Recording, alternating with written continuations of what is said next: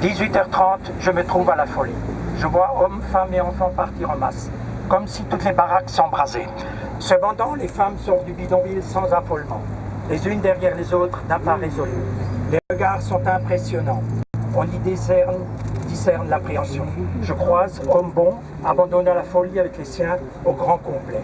Il pousse un landau où semblent sommeiller deux bambins. À ses côtés, sa femme tient dans ses bras un bébé et des nombreux autres gosses se serrent contre leurs parents. Abbas avance d'un air grave. Les habitants de la folie sont manifestés contre le couvre-feu. Certes, chaque Algérien, chaque Algérienne mesure la gravité de la situation. Qui ne redouterait une réaction en prenant un tel risque dans le climat qui règne déjà? Mais ils n'en peuvent plus.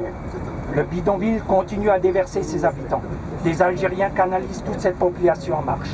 Chez Alaoui, le Chaoui, une de ses fillettes, Ada, 5 ans, s'apprête à partir à la manifestation. Elle ne comprend pas la raison de ce soudain séisme. Elle me dit, tu sais, on va au cinéma. En foule, les ouvriers algériens de la folie sortent de leur cabane pour manifester. Face à la rue du Chevreuil, une des sorties du bidonville, les militants du FLN sont postés à chaque côté du trottoir.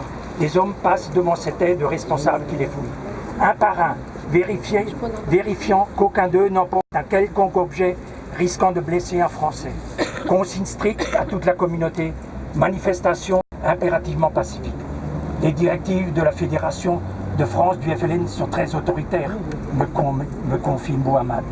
Devant moi, Lamine, il confisque un tout petit canif trouvé dans la poche de l'un des manifestants. L'objet pourtant ne peut servir qu'à sécuriser les autres. À Nanterre, avenue de la République, le cortège prend forme.